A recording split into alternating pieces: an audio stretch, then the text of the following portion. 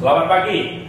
Kita kembali kepada acara kita Go Business, Go Startup NTU Academy. Hari ini bersama dengan Indonesian Startup Academy akan membahas topik yang menarik yang tadi kita sampaikan.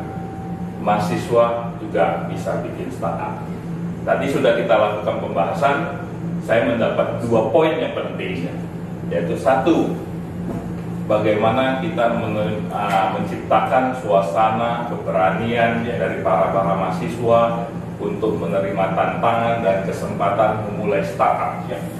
Itu poin 1. Poin kedua adalah bagaimana kita juga bisa meyakinkan lembaga-lembaga penyedia dana, investor yang berani invest kepada para mahasiswa yang akan memulai startup. Nah, ini 2 poin ini mungkin saya bisa tanya ke Pak Iksan, nanti ke Pak Aditya dan ke Pak Suwandi. Saya persilakan Pak Iksan terlebih dahulu.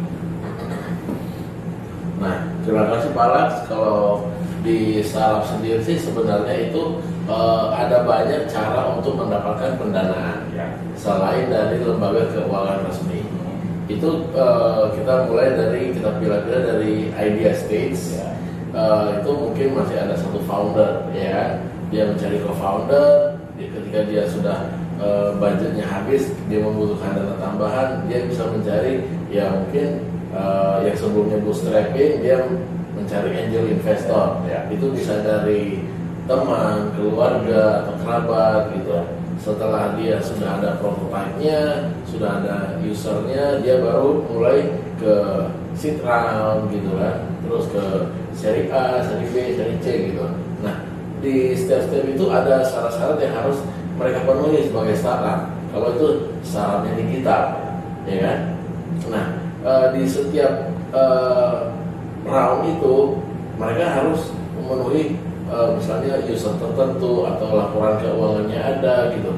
Kalau misalnya bootstrap sama angel investor, oke lah. Kalau bootstrap nggak perlu laporan keuangan. Tapi ketika sudah mulai masuk ke angel investor, ya ada beberapa angel investor yang mereka tergabung dalam konsorsium. Mereka mengharuskan si startup itu sudah mulai punya PT atau CV setidaknya dan ada laporan keuangannya. Jadi supaya mereka melihat si startup itu memang benar-benar serius membutuhkan dana gitu, bukan begitu dikucurkan dana habis untuk beli iPhone 11 gitu kan, dan sejenisnya gitu. Nah, itulah yang investor sudah mulai mewanti-wanti sejak awal para startup gitu. Jadi ketika mahasiswanya mau buat startup, ya mereka sudah harus benar-benar buat secara serius gitu. Oke, dengan kata lain, dana banyak dan ada di mana-mana. Supporting dana tidak menjadi satu masalah. Yang paling penting, mahasiswa atau siapapun yang akan memulai startup harus bisa yakin dan bekerja dengan baik dan benar. Lantaran ini adalah kepercayaan. Siapapun yang akan menjadi investor itu membutuhkan kepercayaan daripada pelaku startup ini. Begitu Anda memberikan kepercayaan, dana akan cari Anda, bukan Anda mencari dana. Yang kedua tadi Pak Aditya, bagaimana Pak kita membuat keyakinan itu timbul? Tadi dari investor kan sudah Pak Iksan sampaikan. Dari mahasiswa ini atau calon pelaku startup ini, bagaimana dia membuat dirinya punya rasa kepercayaan, motivasi untuk menjalankan dengan baik dan benar, dan juga siap berkomitmen untuk menjaga kepercayaan yang diberikan. Terima kasih Pak Lax. Nah, memang kalau mahasiswa ini kan satu hal yang cukup cukup menjadi dilemanya adalah mereka masih muda, masih kadang-kadang tidak stabil ya. Nah, masih gejolak muda gitu, kadang-kadang mood, besoknya udah nggak mood lagi.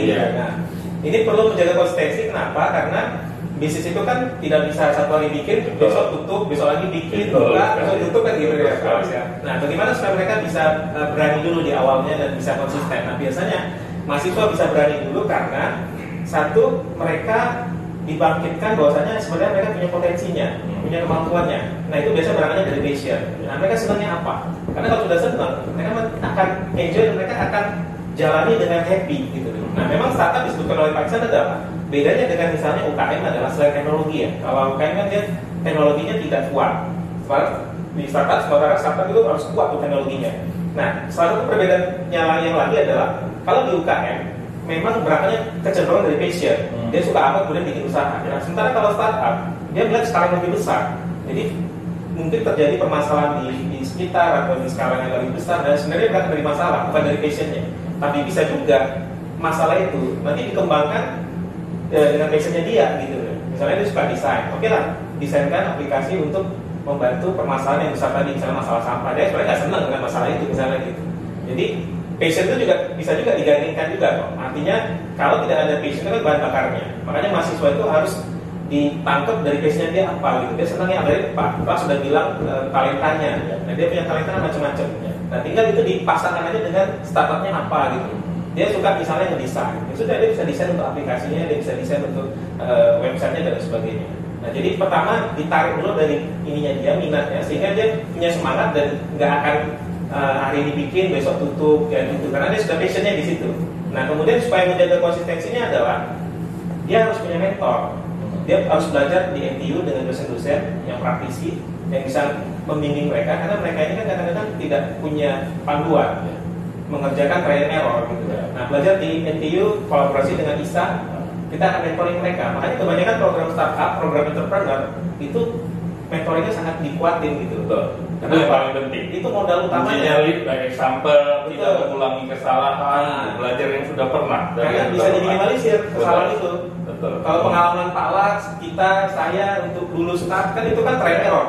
Karena nggak ada mentoring, nggak ada. Waktu habis uang kuliahnya habis banyak ya. Habis banyak. Kemarin kalau ada mentoring itu bisa dipotong gitu loh. Memang nggak bisa instan, tapi bisa percepatan. Kalau kita dulu sukses mungkin 10 tahun, nah mereka mungkin bisa 3 tahun aja gitu. Belajar dari kegagalan. Belajar dari pengalaman. Jadi yang penting mereka punya mentor.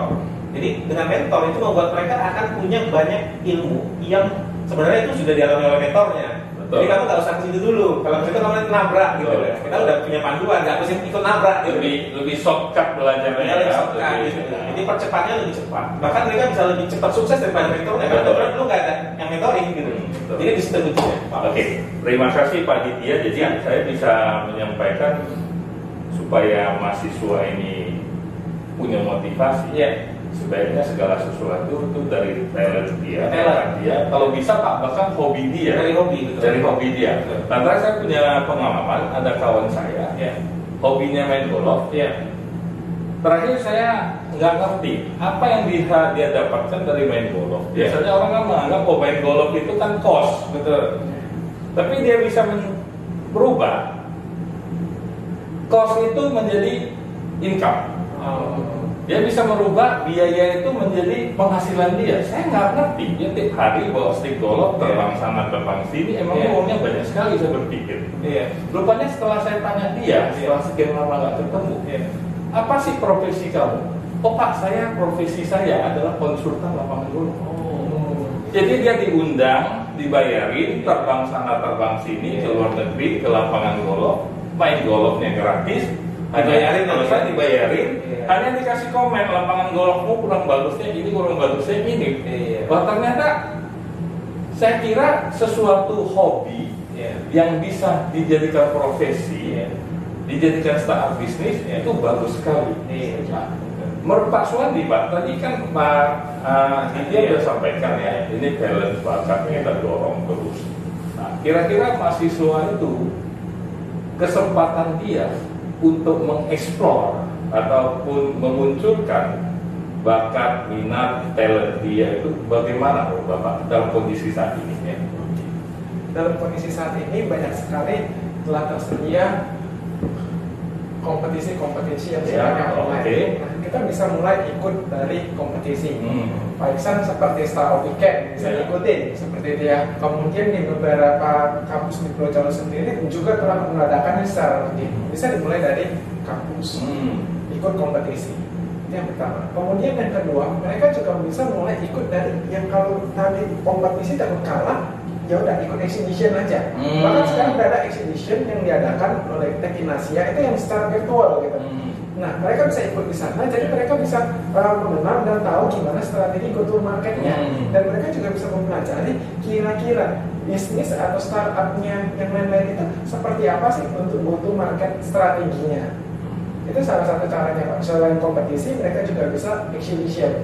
Jadi mereka dari sana bisa dapat cakrawala baru. Tahu posisinya di mana ya, bakatnya di mana, apakah dia itu is the best atau lupanya masih jauh dan harus banyak belajar ya.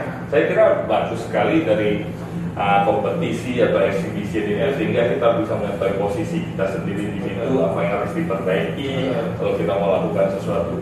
Saya kira itu sangat baik sekali dan itu mungkin yang perlu lebih banyak ya. Nah, tentunya kita mengharapkan khususnya di Sumatera Utara dan Kota Medan ini harus lebih banyak adanya kompetisi, harus lebih banyak adanya eksibisi. Istilahnya kompetisi atau eksibisi itu untuk mencari bakat lah ya. Untuk mencari bakat. Dan ini yang perlu menjadi satu wadah atau sarana bagi para mahasiswa sehingga bisa mendapatkan lebih banyak kesempatan menunjukkan eksistensi dirinya ya. Nah mungkin itu, mungkin saya kira apa yang disampaikan dari Pak Ihsan, Pak Aditya dan Pak Suwandi itu sangat memotivasi para mahasiswa. Untuk itu kita harapkan mahasiswa dimanapun Anda berada, Anda jangan takut untuk mencoba. Anda harus punya percaya diri dan Anda harus mulai melakukan pada saat Anda itu selesai dari SMA. Jangan tunggu Anda selesai kuliah. Itu yang kita inginkan. Jadi Anda coba, kita yakin, Pak Ihsan yakin, Pak Aditya yakin, Pak Suwandi yakin, dan saya juga yakin Anda semua pasti bisa. Sampai ketemu lagi di program Go Business, Go Startup yang akan datang dengan topik yang lebih menarik. Terima kasih dan selamat pagi. Terima kasih kepada Pak Ihsan, Pak Aditya dan Pak Suwandi yang telah hadir di NTU Academy hari ini. Mudah-mudahan kita bisa memberikan masukan, motivasi kepada mahasiswa supaya menuju ke Indonesia yang lebih baik. Terima kasih, selamat pagi. Selamat pagi.